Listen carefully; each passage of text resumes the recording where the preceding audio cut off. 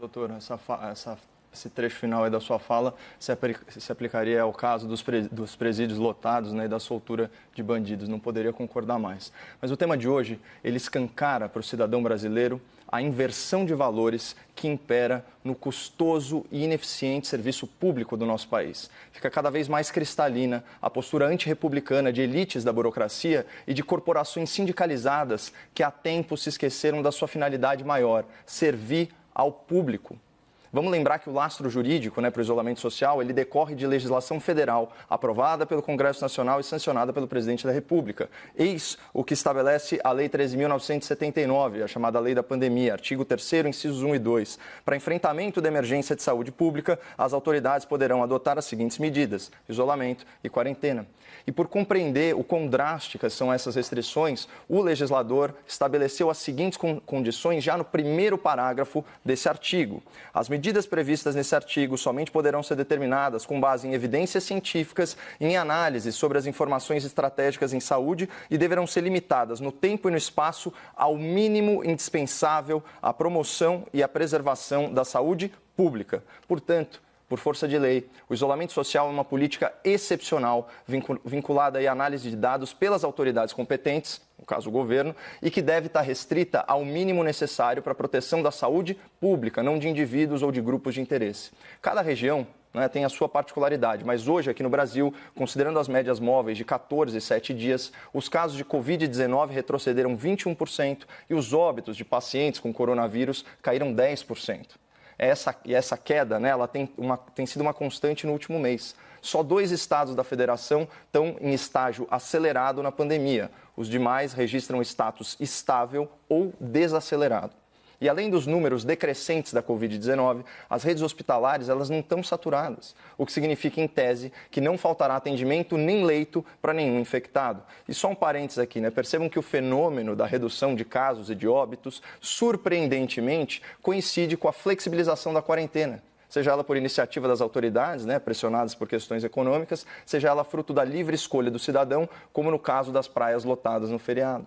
Os números parecem apontar que com um vírus tão infectante, sem cura nem vacina, só a imunização coletiva freia a pandemia, exatamente como nos alertaram os virologistas e infectologistas adeptos do isolamento focado em grupos de risco. Mas voltando um pouco para a legislação sobre a pandemia, eu chamo a atenção do espectador para o parágrafo 9º daquele mesmo artigo 3º, aspas, a adoção das medidas de isolamento deverá resguardar o abastecimento de produtos e o exercício e o funcionamento de serviços públicos e de atividades essenciais, assim definidos em decretos da respectiva autoridade federativa.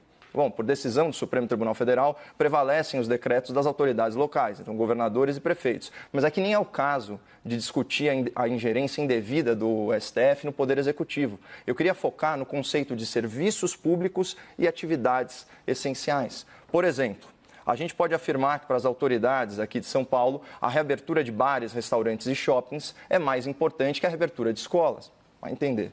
Aliás, finalmente, educadores de prestígio estão saindo do armário ideológico e se libertando dos grilhões lacradores do fique em casa, em defesa das nossas crianças. Eu recomendo que o espectador leia a entrevista da psicóloga Viviane Sena, irmã do nosso herói nacional Ayrton Senna, publicada pela Folha de São Paulo, com o seguinte título, aspas, está claro que a reabertura das escolas não agrava a pandemia. Para especialista em educação, ensino não está sendo priorizado. O impacto de fechamento longo é imenso. Esse conteúdo ele é muito informativo, porque a presidente do Instituto Ayrton Senna, segundo a própria jornalista entrevistadora, veio, aspas, armada de estudos sobre a pandemia no mundo. Então, embasando aí de forma irrefutável as suas conclusões.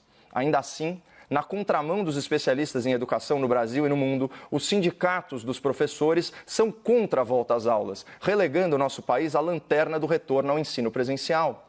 Uma frase da senhora Viviane para os sindicalistas da educação e para as autoridades municipais, aspas, quando há uma tragédia, as primeiras a serem salvas são as crianças, é protocolo da humanidade. Com o fechamento das escolas, estamos deixando as crianças por último. E que triste é saber, que para tantos servidores públicos da área da educação, a educação não é uma atividade essencial. Mas é injusto restringir a crítica aos professores do emburreça em casa, né?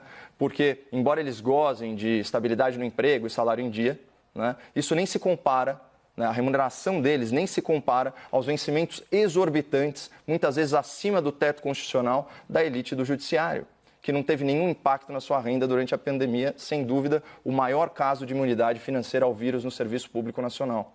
E pior, para fechar aí com chave de latão, né, a sua controversa passagem como presidente do STF, o senhor Dias Toffoli, na qualidade de presidente do CNJ, determinou que tribunais regionais comprassem 1/3 de férias de cerca de 16 mil juízes, uma despesa extra aí de centenas e centenas de milhões de reais em plena crise. E falando, né, de novo aí em sindicalização, o Dr. Toffoli tomou essa medida perdulária atendendo a um pedido da AJUF, né, Associação dos Juízes Federais, cujo presidente, o doutor Eduardo André Brandão de Brito Fernandes, deu a seguinte declaração sobre o direito de vender as férias ao Estado, aspas, para ter direitos iguais aos trabalhadores comuns, que todos têm, a gente tem muita dificuldade. Olha, doutor, eu é que tenho dificuldade de entender a sua declaração. Porque se você realmente quiser a experiência do trabalhador comum, né, do trabalhador do setor privado, troque as suas férias de 60 dias por 30 dias. Abra mão do recesso forense, desista dos feriados exclusivos do judiciário que vocês manipulam para criar feriadões e perca a renda durante a pandemia como 2/3 da população economicamente ativa. Bom, como acabei falando sobre muita coisa, é importante costurar a linha de raciocínio em 3 pontos. Primeiro, a lei estabelece que medidas de isolamento social são excepcionais e não se aplicam a atividades que a sociedade, representada pelas suas autoridades, considerem essenciais. Segundo, com as devidas ressalvas, a pandemia está sob controle, com o número de casos e óbitos em retrocesso e a rede hospitalar apta a atender novos pacientes. Terceiro, apesar disso, mesmo no caso de serviços públicos de natureza essencial, como o ensino e a justiça, as corporações, os sindicatos e afins têm atuado contra o interesse público sem dar a sua devida contribuição ao esforço nacional de combate à pandemia. E aqui a gente chega ao âmago da questão em discussão hoje. Quando profissionais médicos do INSS se recusam a atender pacientes segurados que dependem de perícia para o recebimento dos seus benefícios, nós temos a perversão do serviço público. Aliás, nós temos a perversão da própria razão de ser do Estado.